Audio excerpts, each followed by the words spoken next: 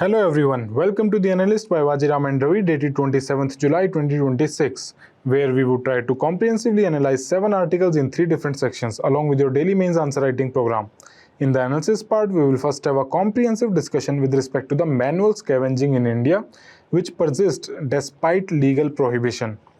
In the second article, we will have a discussion with respect to the rising trend of student suicides in India that has risen by nearly 80% in the last decade. Then in the mains value addition section, we will have a look at some of the points related to defense production and exports from India under the broader theme of Atmanirbhar Bharat. Finally, in the prelims pointer section, we will have a discussion with respect to 4 different articles from the special perspective of your UPSC prelims exam. Coming to the very first topic of today's discussion. Imagine someone risking their lives every single day just to clean someone else's waste. Not because they choose that job, but because society assigned it to that person. Even after 75 years of independence and despite constitutional guarantees of equality, dignity, sanitation workers continue to die inside septic tanks and sewers due to toxic gases. Now, manual scavenging is perhaps India's greatest contradiction. We aspire to become a developed nation, yet thousands still perform one of the world's most degraded occupation. Eliminating manual scavenging is not just about replacing workers with a machine. It is about replacing centuries of discrimination with dignity and justice. In this regard, we'll have a look at this article where a security guard and a sanitation worker, they died inside a sewage tank in Noida, although it is not legally mandated to employ them for manually cleaning the sewage tanks, but the practice goes on. Now, despite legal prohibitions, manual scavenging continues to claim lives across India. Now, it is important for us because it is part of GS Paper 1 Indian society, which reflects caste system. Now, why caste system? Because majority of these workers who are working as manual scavengers, they are from lower caste. Majority of them are from Dalit communities. Then GS Paper 2, governance and social justice. This is the governance failure if despite a legal ban, people are practicing such thing. So, this is part of your governance. Now, what is manual scavenging? You can look at this picture. This is a perfect example of manual scavenging, where in a waste where we would not even try to touch it, somebody is going inside that waste to clean it. It refers to manual cleaning, carrying, disposing, or handling human excreta from insanitary latrines, open drains, septic tanks, or sewers without adequate protective equipments or mechanized systems. Now, the last term is more important. Without adequate protective systems. That means they do not have helmets, they do not have gloves, they do not have proper uniform, or they do not have any emergency backup mechanism to rescue them in case of any emergency. Now, what happens? In this case, in this article, a person who was working in the sewage tank, now, when he went inside, he inhaled those toxic gases, and once he inhaled, those toxic gases are odorless, colorless. So, a person does not even realize that he's inhaling a toxic gas. He suddenly collapsed. And when the security guard went in to rescue him, the guard also collapsed there. And they both died on the spot. And this is not an isolated event. The same thing happens multiple times in our society, multiple times. Even if somebody goes for rescue, they also die inside, because such high concentration of toxic gas builds inside these septic or sewage tanks. Clear? So, B.R. Ambedkar, he traced the origin of manual scavenging to 600 BC. One of the earliest reference is found in Narad Samhita. Basically, within Narad Samhita, the B.R. Ambedkar, he tracked this and he said in the 6th century, this Narad Samhita was written. In it, among the 15 duties of slaves, one was manual scavenging. So, he traced the origin of manual scavenging to 6th century Narad Samhita. Clear?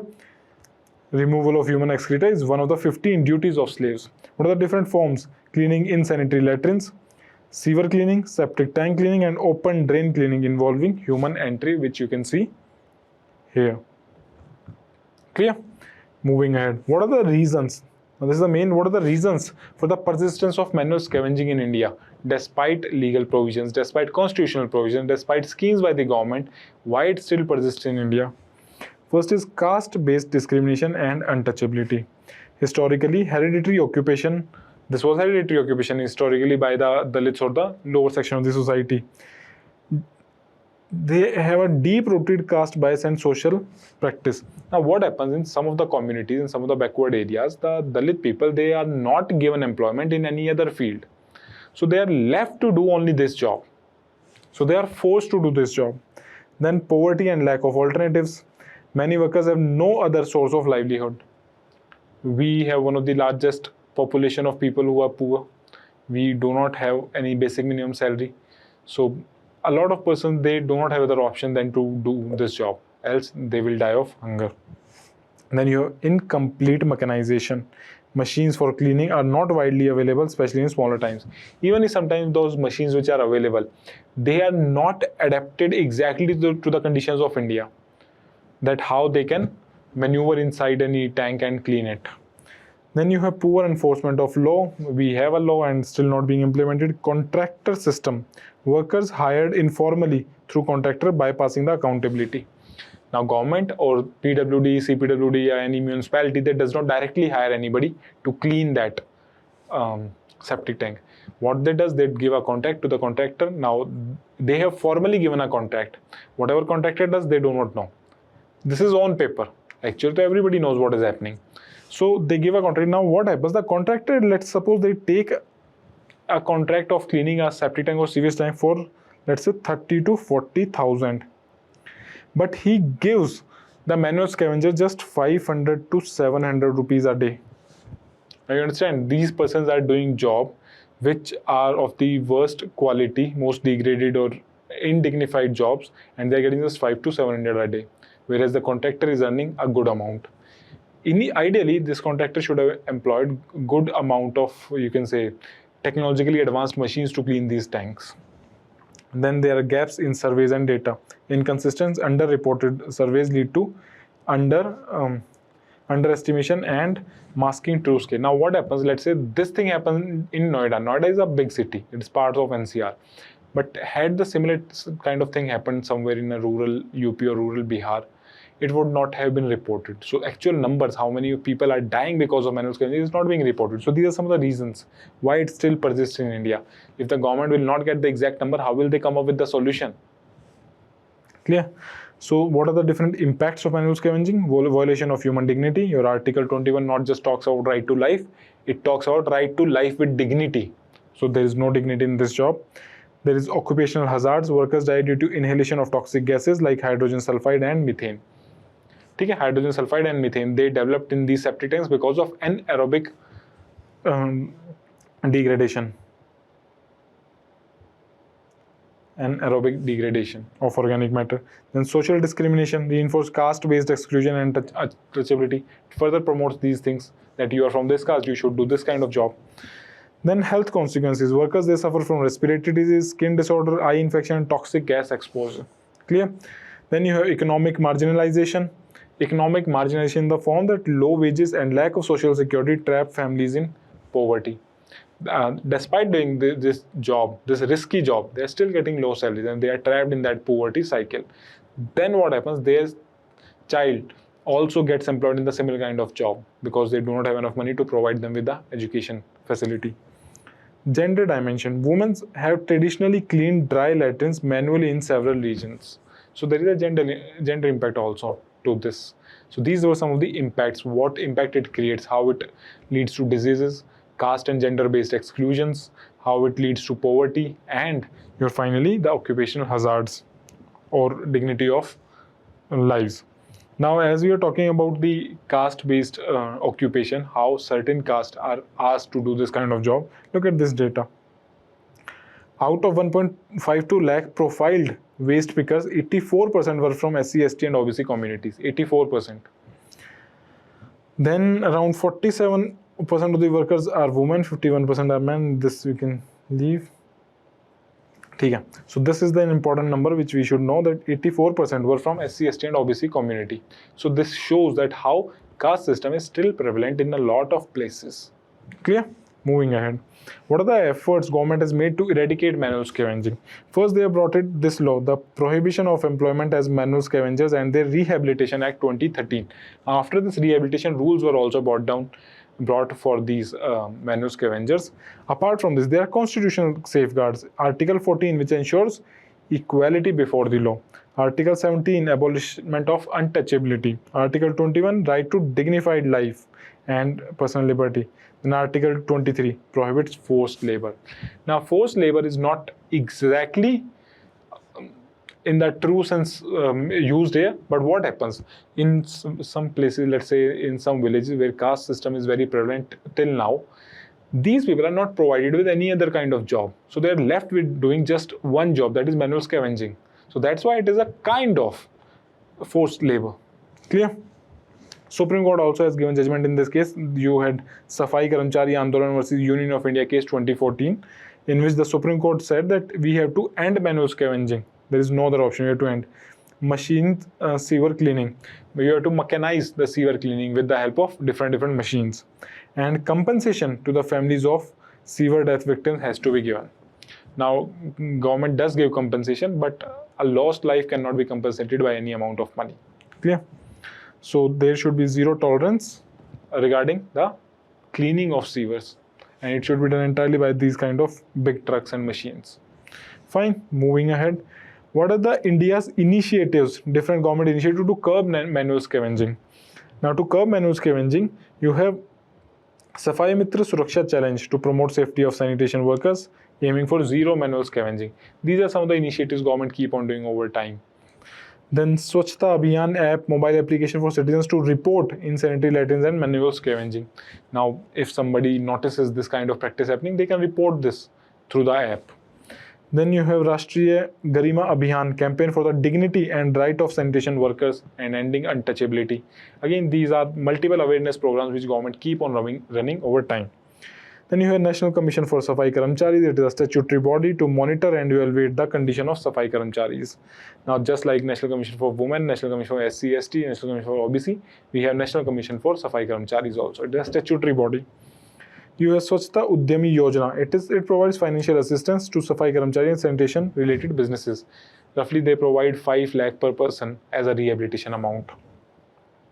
Recognition to prior learning, skill development program to recognize and certify existing skills of sanitary workers. Sanitary workers also have some skill. It is not a task that every person can do. So they will be provided skills and they can be used somewhere in the industry. And then your Namaste scheme, which is the major scheme to eradicate this. National Action for Mechanized Sanitation Ecosystem focuses on full mechanization of sewer and septic tank cleaning operations. Now, Namaste scheme is an important one. Have a look at here. National Action for Mechanized Sanitation Ecosystem Namaste. It is led by Ministry of Social Justice and Empowerment, which talks about eliminating deaths due to manual scavenging of sewage and septic tanks. Now, this Namaste scheme also talks about capital subsidy of 5 lakh per worker. Now, Namaste is a broader umbrella term. It is an umbrella scheme under which you have Swachhta Udyami Yojana. Now, this capital subsidy is given under Swachhta Udyami Yojana, and Swachhta Udyami Yojana itself is under the Namaste scheme, because Namaste scheme is a broader umbrella scheme. Clear? And they also help in achieving Sustainable Development Goal of 8 and 10. Sustainable Development Goal of 8 talks about decent work, and Goal 10 talks about reducing inequality. Clear? So, through this Namaste scheme, we will also achieve our SDG of 8 and 10. What are the key components of this Namaste scheme? Profiling of sewer or septic tank workers. First, you have to identify the workers. Only when they are registered, their names are known, they are well known, government can do something for them. Occupational safety training and PPE kits distribution, at least even if there are some unforeseen conditions where, let's say, the person has to go inside the manhole. But at that time, they should have proper kits, proper mask, oxygen cylinders, all these things. Support for safety devices to emergency response sanitation. Now, in case of any death or inhalation of toxic gases, there is no emergency response system. That also is talked about here in Namaste scheme. And health insurance coverage under the Ayushman Bharat is again a component of Namaste. Livelihood support and enterprise development, convergence of Ministry of Social Justice and Ministry of Housing and Urban Affairs programs together for these manual scavengers. Information, education and communication campaigns, and dedicated website for this. Clear? See, these were some of the components of Namaste scheme. Now, coming back, what are the technological initiatives for mechanization, what government has done and what they can do? Bandicoot robot, which autonomously and remotely cleans, inspects and removes blockages in sewer lines. Now this Bandicoot robot is deployed across many municipalities but not entirely across India, so it should be done. I think Kerala was the first state to adopt this Bandicoot robot system. Then you had Endobot and Swast AI, which diagnose pipelines to detect and mitigate water contamination, waste and sewer overflow. Then you have robot drain systems, automated robot technology for cleaning underground sewages. You have vacuum trucks, use powerful vacuums to remove sewage waste without human entry. Now we have seen these vacuum trucks. Now this is your vacuum truck. Clear? So these were some of the mechanization initiatives which government is either taking or they can take in future on a large scale, so that manual scavenging is completely eliminated. Moving ahead, what are the challenges that why despite all these measures still why it is persisting manual scavenging? What are the challenges? First is incomplete identification. Many manual scavengers remain unidentified for rehabilitation. For example, in your census 2011, 1,82,505 person household they identified themselves as manual scavengers. 12,000 have been identified manual scavengers by state governments in 2015, and more than 7,000 manual scavengers have got one-time cash payment since 2013. That means these numbers show that still a lot of people they identify themselves as manual scavengers. They are still persisting despite government law in 2013 to completely ban this thing. So you have a lot of people doing this. We need proper data on them. And the next census, which is soon going to happen, hopefully we'll get more clarity in that. Slow mechanization. Several municipalities still rely on manual sewer entry. Some have adopted, some have not, the mechanization. Poor rehabilitation, alternate livelihood programs remain inadequate. Proper skill development is not happening among the laborers. Then weak accountability, low conviction rate despite repeated sewer deaths. Every week or every month you will hear this kind of news in newspaper, articles in newspaper, but still the conviction rate is hardly anything. Mostly even if they does something, they put the blame on the contractor but not the government employee who gave this contract without doing due diligence. Then persistence of caste discrimination still in India. Social stigma continues even after occupational change. Clear? So this caste system also pushes a lot of people inside this manual scavenging. Moving ahead, what can be the way forward? How this thing can be dealt? How it can be improved? First is complete mechanization is the only solution of sewer cleaning. Deploy robotic machines like Bandicoot across all urban local bodies. Fine. Then stricter enforcement of the 2013 Act, Prohibition of Manual Scavenging Act, where penal actions against people employing manual scavengers. Then you have to strengthen the rehabilitation by providing skill training to people through entrepreneurship and credit access. You provide them skill, you provide them credit, and you give them training for entrepreneurship. They can do some kind of their own work. Then improve urban sanitation infrastructure. Scientifically design septic tanks and sewer system. Now what can happen? Now we have certain kind of technology to clean it. Why not develop septic tanks according to the technology used to clean it, so that it becomes easy to clean? Fine. And then we require social behavior change, campaigns against caste-based occupational discrimination, and universal safety standards like mandatory PP, gas detector, oxygen support, and emergency rescue. Now this is one of the most important. Despite mechanization, sometimes, as I've told you, people have to go inside it. At least provide them with the basic amenities, basic facilities to protect themselves. Your PPE kits, mask, oxygen cylinder, emergency rescue system. Tie them, let's say, with ropes or something, that if they fall unconscious, we can catch them, we can pull them out. These kind of measures. Clear? So now your task is to write this question that despite legislative prohibitions, manual scavenging continue to persist in India. Examine the reasons for its continuance and suggest measures for its complete eradication. Okay. Coming to the next topic of student suicides. Every year, lakhs of students compete for few thousand seats in premier institutions. For many, success becomes the only acceptable outcome, while failure is perceived as the end of life itself. Education, which is meant to build confidence, creativity, and character, unfortunately, for many students today, it has become a source of anxiety, depression, and hopelessness. When students begin to fear examination more than they value learning, the problem is no longer individual. It becomes systemic. Now, rising student suicides are therefore not merely a mental health issue. They reflect deeper challenges related to our education system, societal expectations, and policy priorities. In this regard, we will look at this article which says that recent protests over paper leak, they have shifted attention from paper leak alone to a deeper systemic issue in India's education system. Now, this is important because it is again part of society where the societal expectations are so high from our students that we burden them up to this level that some students choose to die. And it is also important with regard to GS paper 2, governance and education. Moving ahead. Now, what is the current scenario of student suicides in India? Over 1.23 lakh students, this suicide were reported between 2014 to 2024. In the last 10 years, more than 1.23 lakh students. That means every year on average, more than 10,000 students are dying.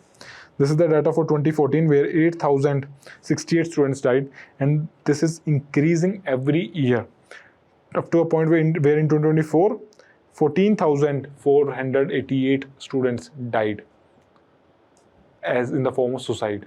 Clear? So the number is rising. And the number of students who died by suicide, it increased by 80% from here to here. It increased 80% from 8,000 to 14,500. Now, more than 2,000 students die every year due to failure in examination, which is 21% of overall students' suicide. Just because they failed in one examination, 21% of these students, more than 2,000 every year, they die. So that one examination is given so much importance in India, and we cannot blame students. This is systemic societal failure. More than 55% of the students' suicide, they occur among students below 18 years. Below 18 years, their brain is not completely developed. They are not mature enough. Still, they ultimately choose the path of suicide. They must be burdened a lot. Now, India's student suicide rate has surpassed overall trend, population growth rate. Clear? So the suicide growth rate is much higher than the population growth rate. Then India's growing suicide burden, if you look at this data of regarding 1990 and 2016, now among the females, in let's say among the entire population of people dying by suicide, in 1990 India's share was 25.3% among the women. It has increased to 36, from 25 to 36. In men, it increased from 18 to 24% from 1990 to 2016, in 25 years. The rate of suicide, the share in suicide among the entire world. For women, it risen from 15 to 23, for men from 18 to 24. And overall, India's share in world population increased from 16.4% to 7.8%. Now you look at the difference. The population increased by 1.4%, but here it increased roughly by 6% and increased by 11%, the suicide rates. So that means more suicides are happening in India compared to the rest of the world. So this is a challenging scenario for our country. Moving ahead, what are the main causes for rising student suicides? First is high-stake examination system, NEET, JEE, UPSC, other competitive examinations where lack of students, they compete for limited seats. Let's look at the UPSC where we are studying right now. What happens? 10 lakh people fill the form, 5 lakh give the exam, and finally only 1,000 students get selected. 1,000 out of 5 lakh. Let's assume at least 50,000 students study properly with full efforts. Out of 50,000, just one student gets selected, 1,000. That means 1 out of every 50, despite putting all the efforts. So this is the issue. Now imagine a situation, let's say some people say that, oh, you are not as intelligent, you have not put in hard work, that's why you don't get selected. Suppose all the IITians come to give the exam. There are more than 20,000 IITians every year. More than 20,000 every year. Still only 1,000 will get selected. So even if all the IITians give the exam, those who are considered by society as smart students, they will also fail. 19,000 of them will fail every year. So this is the nature of exam where most of the students are meant to fail. Then academic pressure, long study hours, fear of failure, and excessive performance expectations. This can be seen by this picture, which depicts a scene of Three Idiots. Remember this scene where Amir Khan says that engineers are clever bunch, but they could not make a machine to measure mental pressure. And one of the students in their college dies by suicide, by hanging himself in this scene. So it perfectly sums up this particular scenario, how academic pressure is created on students. Clear? Then you have coaching culture. Kota in Rajasthan has witnessed repeated student suicide linking to intense coaching pressure. Now again, the pressure is so much increasing, the burden of coaching. Let's say first you study in schools, then coachings, then colleges, again you go to coachings. The education system, if it is so good in schools and colleges, you would not have required to go to a coaching center. People go to coaching center because the quality of teachers is sometimes even better than what are found in top colleges, in the coaching institutes, or the top coaching institutes of, let's say, for NEET and JEE also, they employ some of the best teachers of the country. So why don't the government, or let's say the entire system, provides better education system in school? Nobody will go to the coaching center. Then you have mental health issues, depression, anxiety, burnout, loneliness often remains undiagnosed. A lot of you guys also must be facing these issues. That's why it is generally advised that make sure you take out at least 1 hour every day for some physical activity, for playing with some friends, for talking to somebody, doing whatever you like, a kind of hobby. Then parental and societal expectations, where everybody wants to pursue medicine or engineering profession. Commercialization of education, rising dependence of on expensive private coaching increases finance and emotional stress on families. A lot of families send their children by taking education loans. In case of coaching centers, they sometimes sell their gold jewelries, their family jewelries, to make sure their child can get that education. Clear? Then there is fear of failure and social stigma. Again, examination failure is often viewed as personal failure rather than a learning opportunity. A similar thing happens in these exams also, in UPSC kind of exam, where either you clear it completely, then everybody will be on your side, or if you don't clear, then the society looks at you as a kind like you have failed in something and failed miserably. Clear? So this is again a societal issue when it comes to Indian society. Then you have lack of counseling support. Most schools and coaching institutes, they lack trained psychological counselors. Now this is again an issue. For this thing, what Vajiram did is they provide you mentors, where you are not only you can go and ask for academic doubts, but you share your non-academic problems also with your dedicated mentors, so that you do not face these issues. Now these things should be there almost in every institution. School should also provide these kind of things, where let's say you can have amigos in school. Amigos are something like your elder brothers with whom you can discuss all your problems. Clear? Moving ahead, what are the impacts of this rising student suicide on the entire society? First is loss of human capital. Young lives with immense potential, they are lost. Either some people leave the country in the form of brain drain, we are losing human capital, or we lose some of the human capital in the form of lost lives. Then you have mental trauma to the families. The parents, they experience lifelong emotional distress. It is said that sometimes in movies, a lot of time it is said that the biggest pain for a parent is carrying the body of his own son or daughter. Clear? So if somebody does suicide, again, look back to that movie 3 Idiots, where I think Amir Khan asked his friend to put his parents' image or photo inside his purse, that whenever you feel or you get some suicidal thoughts, you look at their picture. It reflects this point, mental trauma to the families. Moving ahead, the demographic dividend at risk. Now, what is demographic dividend? The large-scale population of India, which is in the working age group, it is called demographic dividend.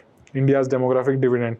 Out of 142 crore population, roughly 68% of the population is in the working age, between 15 to 64 years, and a majority of them are in the younger age.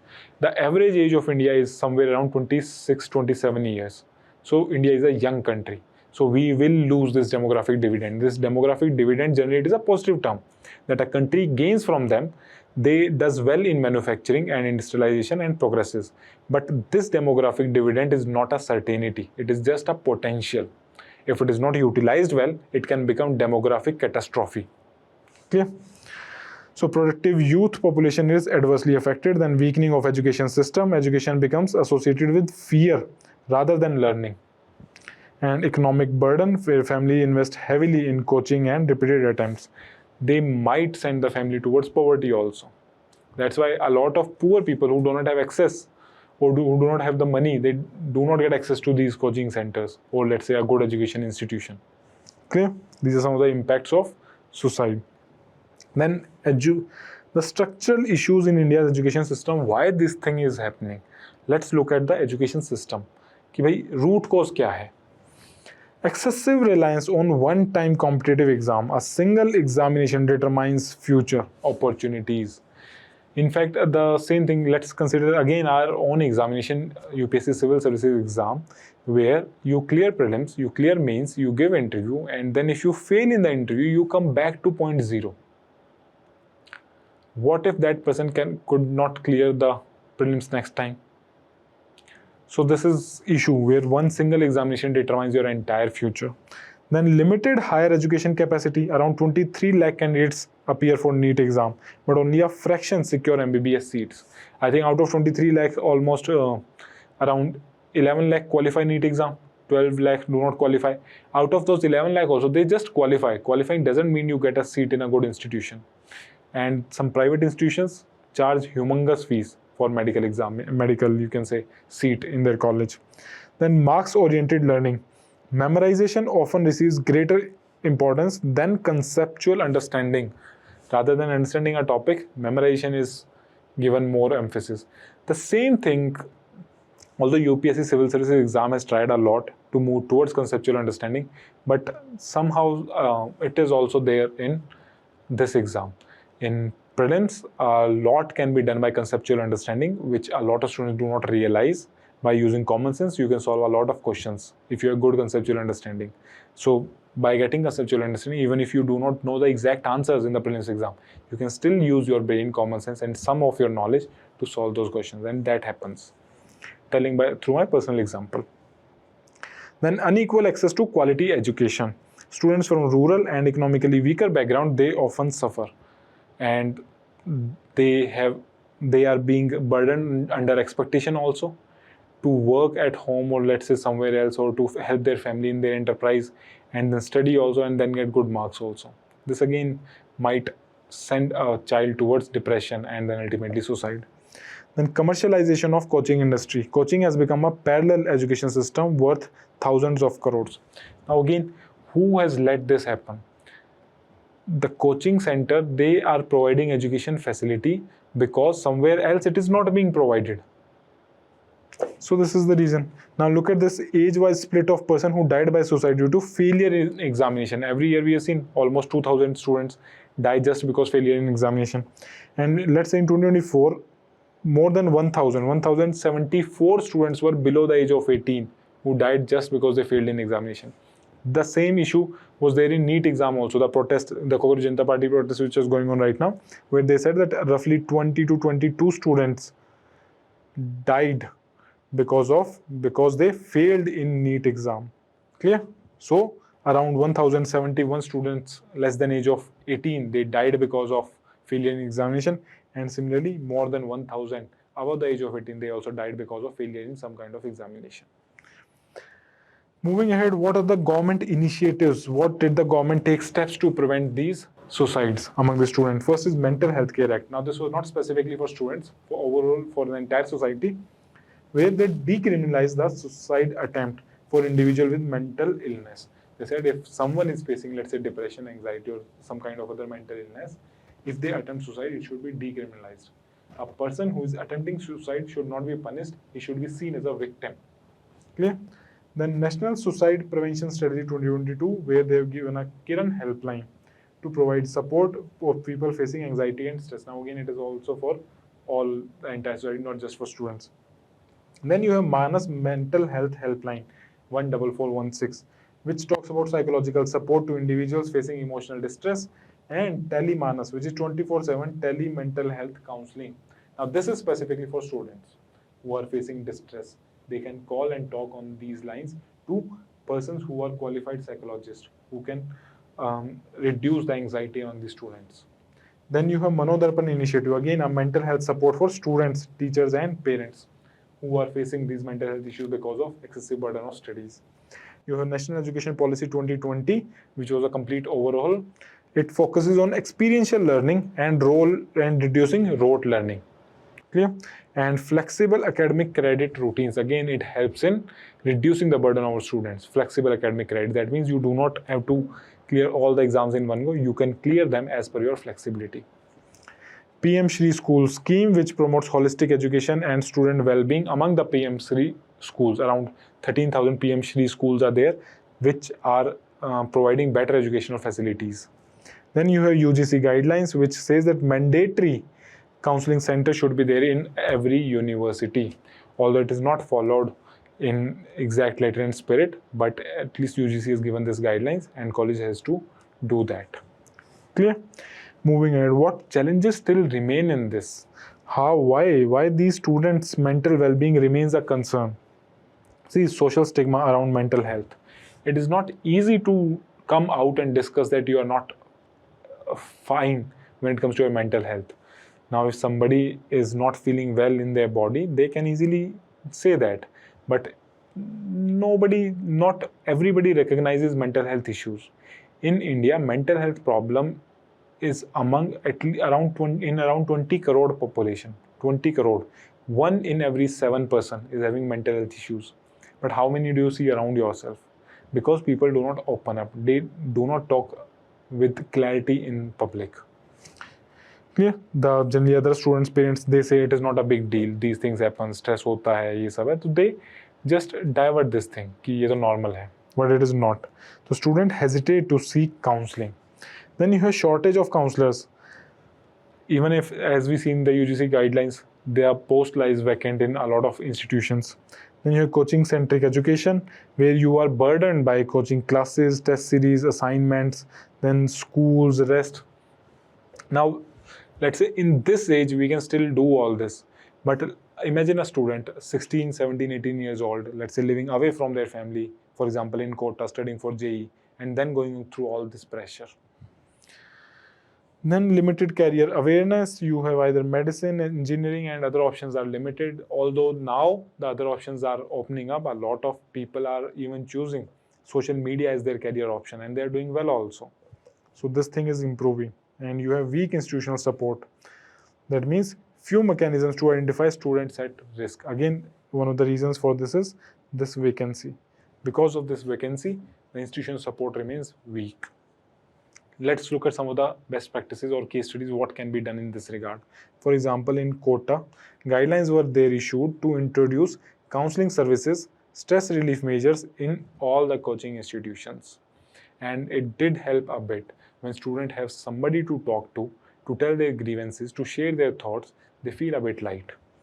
And then you have Finland's education model. Now in Finland's education model, focus is on learning outcomes, not on the exam. They see what you learn.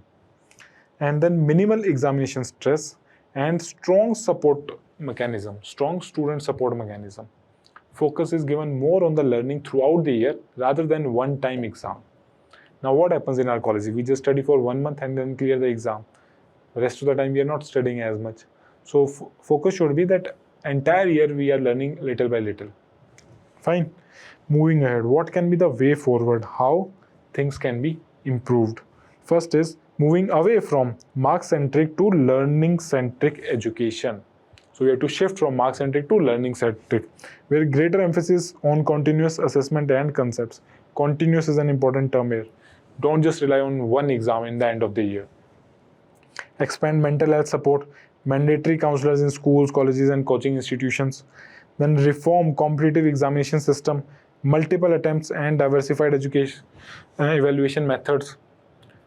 So you have to change a lot of things in this regard. Okay, reforms are required almost in every examination system. Regulate coaching institutions. Guidelines should be given, including limits on class hours, counseling, and student welfare measures. A lot of coaching institutions, like mostly for the school students, they do not even allow students to leave in between the class. Here in civil services kind of institutions, you can easily leave. But school students are sometimes forced to sit in long classes. Then career diversification, promote vocational education and multiple career pathways beyond medical and engineering streams. and built a supportive ecosystem. How? By awareness programs for not only students but for parents, for teachers, for peers to identify early signs of stress and to report them before a wrong step is taken. Now, we do not have to just make aware students. Sometimes teachers are also insensitive regarding these topics. So training of teachers should also be done. Sometimes teachers can make mockery of any student inside the class and the student can take extreme step. So these kind of trainings must be given to teachers also and to the parents also, so they can identify the signs, because student every day come to home and parents can see the sign of stress on the student's mind. Clear? So these are some of the way forward what can be done. Now your task is to write this answer. The rising trend of student suicide in India reflect deeper structural problems in education system rather than merely individual mental health issue. Discuss. Coming to the mains value addition section, now there is an article regarding PM, where PM in his Man Ki Baat talked about scaling new heights in defense production in India, where he talked about how India is achieving Atmanirbharta when it comes to defense production.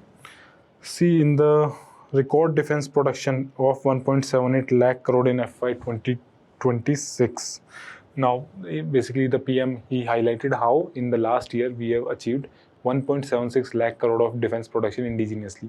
We are among the largest importers of defense products in the entire world. India along with Saudi Arabia are the largest importers. We import from Russia, USA, France and other countries. But now more and more components and end product, they are being manufactured within India. 15.6% is the annual growth of defense production from last year. 110% growth since FY21 and nearly fourfold increase from 43,000 crore in FY14. That means in the last 12 years, we have increased our defense production 4 times. Clear? So record defense exports also. Not only we are producing, we are exporting. We are exporting to which kind of countries? For example, we are exporting to Philippines. To Philippines, we have exported BrahMos. We are also exporting Pinaka missile system. Pinaka missile system. We are exporting your Agni missile system. We are exporting Akash air defense system. Clear? So a lot of defense export is happening. Now this is defense export data, where in FY17 it was just 1,500 crores and it has been now been 38,000 crores. Clear, of defense exports. Now what more you need to know, that defense PSUs and other PSUs, they contribute 76% of the total production in this defense production, and only 24% is done by private players. Private sector contribute 24%, which is their highest ever share. That means the private sector participation in defense is also increasing. Not only just the government sector is increasing, the companies like Solar Industries, which developed Pinaka, and there are other companies like Data Pattern and all those, which are contributing to defense manufacturing. A lot of precision manufacturing companies are also coming into this field, which reflect the success of Atmanirbhar Bharat scheme and defense indigenization, which will keep on happening over time. Still, we do not produce a lot of critical components inside India. It strengthens strategic autonomy for India, technological self-reliance, and export competitiveness of our country. Clear? And if you look at the budget of this year, the defense got allocation of 14.68%. That means out of entire budget, 14.5% of budget went to Ministry of Defense, which is roughly 7.85 lakh crore. Clear? 7.85 lakh crore. Now this is defense budget of India. So you can use these kind of data in writing your answers. This kind of data can be used in GS paper 3 in economy also, in export competitiveness of India. When it comes to indigenous manufacturing, defense, security, a lot of places these kind of data can be used in answer writing. Coming to the first topic of prelims pointer, it is regarding GI tags. Now there is a dispute between the Rajasthan farmers and mandi operators of Gujarat, where the Rajasthan farmer says that जीरे की खेती हम करते हैं, ऊंझा तो सिर्फ मंडी है. Now Unjha is an area in Gujarat, Unjha Gujarat, where trading of this you can say jeera and sof. Jeera means your cumin and sof means fennel. They are being traded. So Unj area got the GI tag for this. cumin and fennel. But the Rajasthan farmers, they demand that we are the producers, we should get this GI tag. Now in this regard, we will see what is GI tag. It is basically geographical indication, is a sign used on products for specific geographic origin, possessing unique qualities or reputation due to the origin. For example, Darjeeling tea, it was the first product to get GI tag. That means the tea which is produced in Darjeeling, they have specific qualities, specific taste, texture, aroma. That's why they're given that GI tag. Then nobody else, let's say somebody growing tea in Karnataka, they cannot sell under the label as Darjeeling tea. Darjeeling tea means वो Darjeeling की ही है. They have certain specific qualities. So then they are given GI tags. Because of this, they can charge premium over their product also. That's why it is important for local people. It serves as an intellectual property right, attributing to products quality, reputation, or other characteristics due to its geographical origin. Now, who can apply? Association of persons coming together. An individual cannot do this. Association of person can do. Producer organizations can do. Statutory authority, the government on the behalf of people can do. Or organizations representing the interest of producers, they can do. Clear? What are the frameworks regarding this? How GI tag are granted in India? Under the Geographical Indication of Goods, Registration and Protection Act 1999. It was enforced in 2003. And what was the duration? Duration is 10 years. You will be given GI tag for 10 years and it will be renewed after every 10 years. And it can be cancelled if the quality does not remain so after some time. Or if, let's say, nobody is now producing that good in that region. So then they will not give GI tag, they will not renew it. The registry is located in Chennai. The registrar of GI is called the Controller General of Patents, Design and Trademarks. Basically the same organization which looks after IPRs, other IPRs, they look after GI tags also. And DPIIT under Ministry of Commerce is the nodal agency. Department for Promotion of Industry and Internal Trade. It looks after the giving the GI tag, the nodal agency. Now it also supplements the global framework. For example, covered as element of IPR under the Paris Convention 1883. GI tag is covered under the Paris Convention of IPRs. Clear? And it is also, GI tag is also covered under the TRIPS agreement of WTO. Trade-related aspects of intellectual property rights. This is WTO made standards. So GI tag is also covered under this. Clear? Now, what are the products which are eligible to have GI tags? Your agriculture products, natural products, handicraft, manufactured goods. At least one stage of processing or production or processing must occur in a specified geographical area so that to get GI tags under manufacturing category. Now, what are the different kinds of GI tags? For example, blue pottery of Jaipur, Rajasthan, Chanderi fabric of Madhya Pradesh, Kutch embroidery of Gujarat, Solapur Chadar of Maharashtra. Now you see the region's name is coming with everything. Blue pottery of Jaipur. This Solapur Chadar. Clear? Mysore silk Karnataka. Like all the Kanchipuram silk sari of Tamil Nadu. Okay, Madhubani painting Bihar, art form. Kani shawl, Jammu and Kashmir, Pashmina shawl of Jammu and Kashmir also. So different areas are having different GI tags. What are the benefits? Prevents unauthorized use so that nobody can falsely claim a product and sell it. Protects traditional knowledge and local producers. Enhance exports and rural livelihood and preserves the cultural heritage.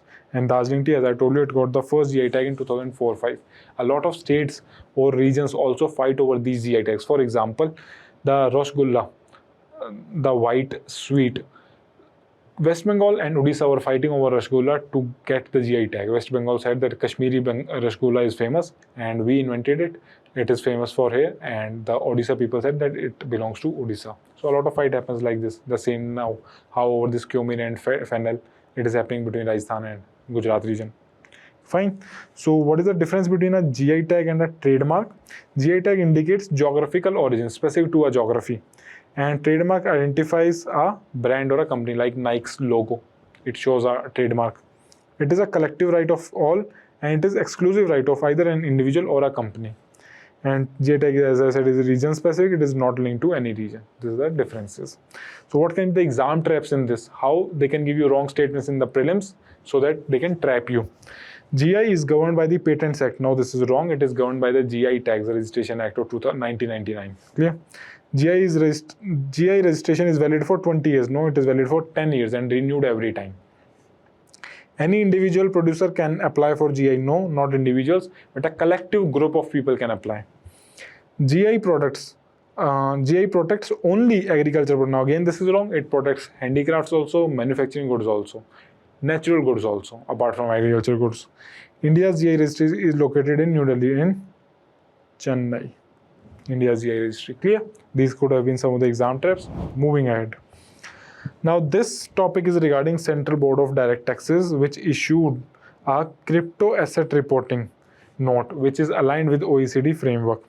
Now CBDT, Central Board of Direct Taxes, we'll study here, and OECD is your Organization for Economic Cooperation and Development. This is basically a grouping of developed countries.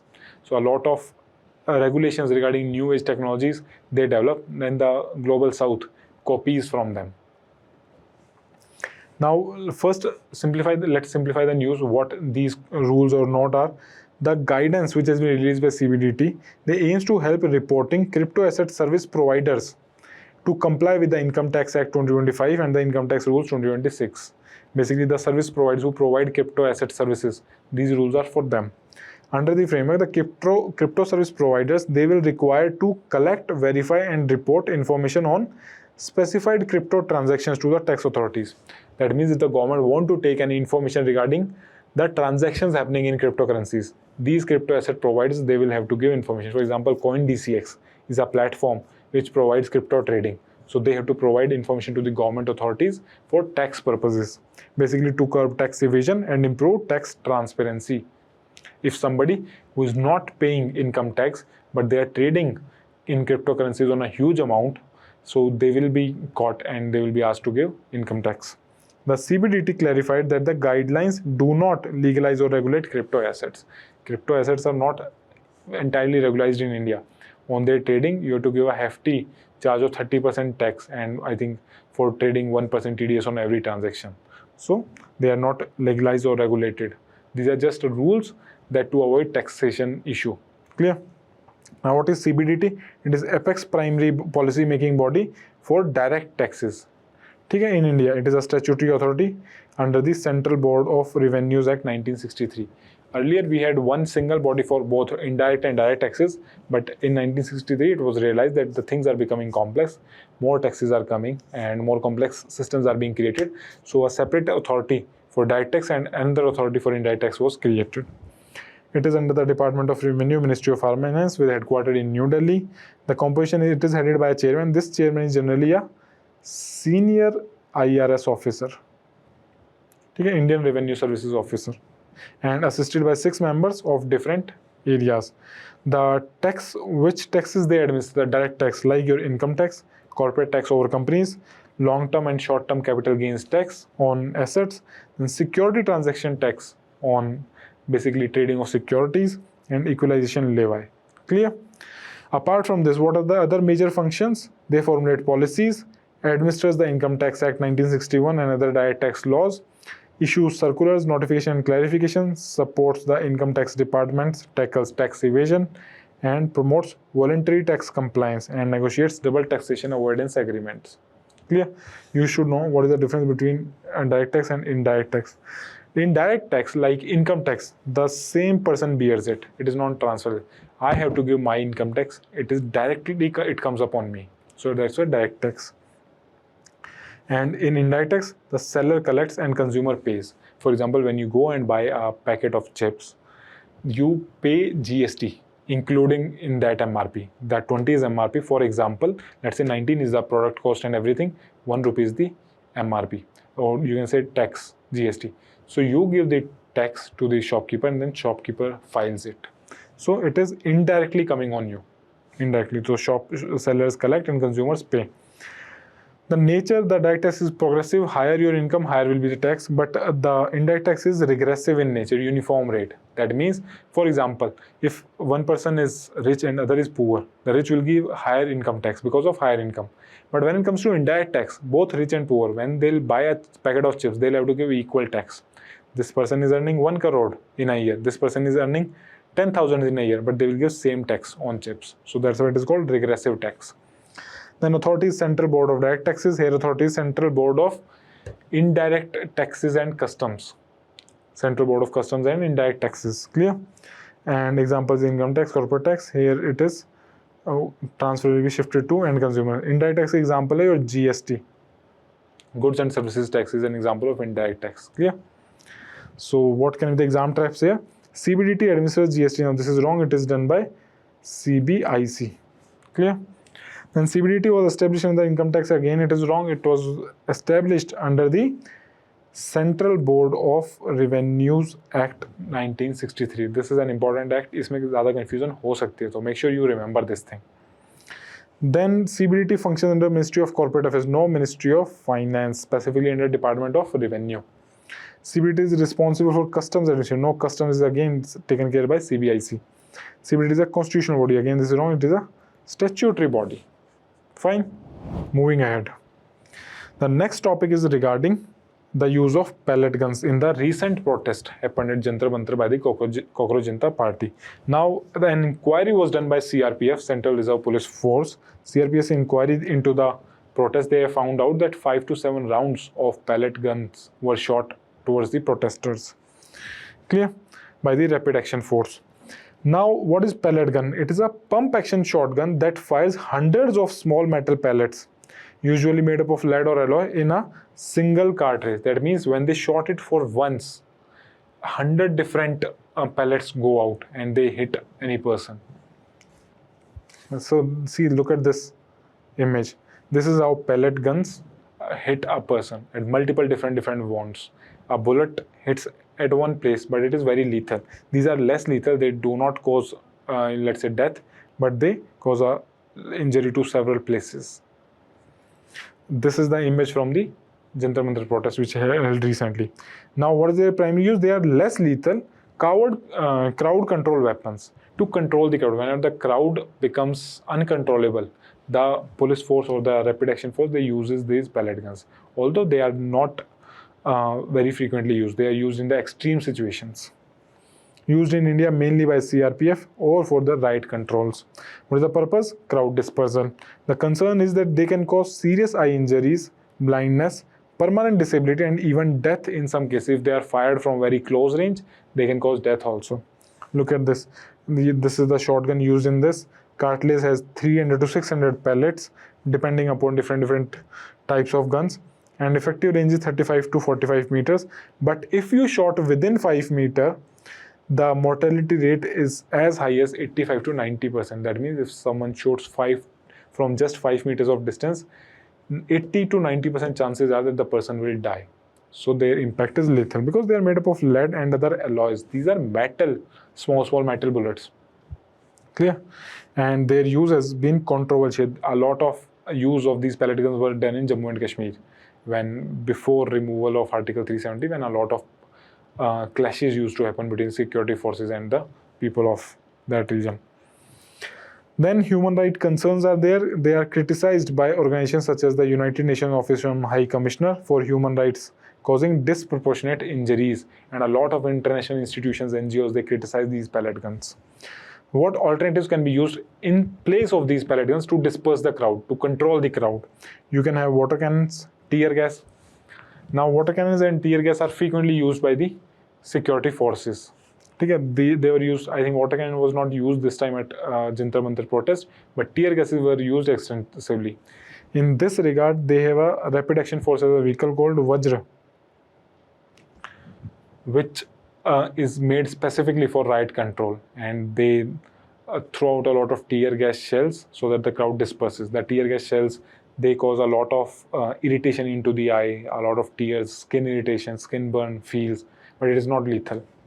Then you can have rubber pellets, paper balls, or stun grenades can be used. Stun grenades are again, they release some kind of gases and chemicals which stun your body for some time and kind of give electric shocks. Not exactly electric shock, but kind of. Or you can have negotiations and de-escalation measures. Clear? Instead of lead or alloy-based pellet guns, you can use rubber or pepper balls. Okay? Again, these pepper balls are different. Pepper balls are, again, when they blast these paper balls, they release pepper. Pepper is like mirchi. So your, again, eye feels irritation and the crowd disperses from that place. What are the legal positions? There is no specific law to ban it. So that means pellet guns are not banned. It remains upon the discretion of the government and the security forces whether they want to use or not. Then their deployment is governed by standard operating procedures and operational guidelines issued by the security agencies. Clear? So what can be the exam traps here? Pellet guns fire a single high-speed bullet. No, they do not fire a single high-speed bullet. They fire 100 to 300 small bullets. Pellet guns are classified as lethal fire. No, they are not non-lethal. Pellet guns, and it is written in all circumstances. At least they are lethal when they are fired from 5 meters, but they are not lethal if they are fired from 30, 40, 50 meters. Pellet guns are used only by the Indian Army. No, they are used by Central Armed Police Forces like CRPF and Rapid Action Force. Pellet guns are banned in India. No, they are not banned. No law to ban them. Pellet guns cannot cause permanent blindness. This is again wrong. They can cause permanent blindness. If the bullet hits your eyes, they can cause permanent blindness also. Fine. So these were some of the exam traps. Coming to the next topic regarding Black Sea, volatile Black Sea. Now, why this article today? Why we are talking about Black Sea? Because recently a ship has been hit in the Black Sea by the Ukraine. The Russia-Ukraine war is going on. Now, commercial ships are being hit in different areas based upon their local interest. So that's why this advisory. Recently, an advisory urging Indian seafarers to carefully assess security risk before accepting jobs or commercial ships which operate in and around the Black Sea and adjoining maritime areas. Basically, this is an advisory for, let's say, the merchant navy people who go on the commercial ships to, if you are getting a job where the ship moves in these places, be careful. Because previously also we saw in around the Strait of Hormuz, the American missile hit a ship in which 3 Indians were killed. So that's why this advisory. A projectile recently, a missile hit the MV AGN Ragnar. This was a commercial ship in Ukraine's Black Sea port of Odessa. In Odessa port of Ukraine, it is not our Odisha port. It is Odessa port of Ukraine, where a missile struck a ship and some people of Indian origin have been killed there. That's why this is in news. Now, broadly, you must be aware of the Black Sea. Black Sea is lying around the Mediterranean Sea. You have Mediterranean Sea, then Aegean Sea, and then here you have Black Sea. So Black Sea is largely, it is considered part of Atlantic Ocean because it is somehow, you can say, a sub-branch of Atlantic Ocean through the Mediterranean. Clear? So what we need to know regarding Black Sea here is, first you should know which are the countries which border the Black Sea. And for this we have a, you can say, acronym, the burger. You can remember it with the burger, and the spelling is a bit wrong here. The BURGR. T means Turkey, B means Bulgaria, U means Ukraine, R means Russia, G means Georgia, and again R means Romania. Now Moldova is also close, but its border does not lie on the Black Sea coast. Okay? So these are the 6 countries. T burger, you can remember this, the burger. Turkey, Ukraine, Romania, Bulgaria, Russia, and Georgia. These are the countries which border them. Now, Sea of Azov is important. Sea of Marmara, Aegean Sea. These are the 3 important seas along the Black Sea. The Black Sea is connected to the Sea of Azov through this strait called Strait of Kerch. Strait of Kerch. Similarly, here on the banks of Istanbul, you have Strait of Bosphorus, which connects Black Sea with Sea of Marmara. And then here you have Strait of Dardanelles, which connects Sea of Marmara with Aegean Sea. Now these states are important. The UPSC can ask you these states to arrange them in north-south direction. Clear? Here you can see. This is Kerch Strait connecting Sea of Azov with Black Sea. This is Bosphorus Strait connecting Black Sea with Sea of Marmara. And this is Dardanelles Strait connecting Aegean Sea with Sea of Marmara. Clear? Apart from this, what else you need to know? Now we know bordering countries, we know the states, we know the seas. Look at the mountains. You have Caucasus Mountains on the east side around Russia, Georgia. And then you have Pontic Mountains. Pontine are part of Greater Himalayan, Trans-Himalayan ranges. Pontine. You have Koroglu Mountains again in Turkey. And here you have Carpathian Mountains, but they are far away from the coast. So exactly on the coast of Black Sea, you have Caucasus Mountains, Pontine Mountains, and Koruglu Mountains. ठीक है, Mountains of Crimea. This is Crimea. Mountains of Crimea are also there, and this Crimea was annexed by Russia. This Crimea is annexed by Russia, after which all the war and all those started, and Russia annexed this in 2014. Clear? So what can be the exam traps here? One more thing, you should know the major rivers which are draining into the Black Sea. You have Don River from Europe. Now here you have two more important rivers. One is Volga and Ural, which drains into Caspian Sea. Somewhere here you have Caspian Sea. Volga comes like this, Ural comes like this. This is Volga, this is Ural. They drain into Caspian Sea. Open your atlas and look at the map. And then you have Black Sea. Here your Don River, Dnieper River, D silent here, Dniester River, again D silent, Don, Dnieper, Dniester, and Danube. These are the four major European rivers which drain into the Black Sea. From the south, you have this, apart from this, in north only, you have Southern Berg. Southern Berg is also a major river which drains into the Black Sea. So remember these names. However, a lot of rivers are coming here which bring fresh water. Still, it is very saline. It is very saline. You can say ecosystem here with a lot of hypoxic conditions. Hypoxic conditions means they lack oxygen, or apoxia. Apoxia conditions, where you have a lot of stretches which lack oxygen in this sea, because vertical mixing of water is not happening here easily. The movement of sea water is not as much in here. Clear? So what can be the exam traps? The Black Sea is connected directly to the Atlantic Ocean. No, this is wrong. This is connected indirectly through Mediterranean Sea. Bosphorus connects Black Sea directly to the Mediterranean. No, Bosphorus connects Black Sea with the Sea of Marmara. And then Sea of Marmara is connected to Aegean Sea, Mediterranean through Strait of Dardanelles.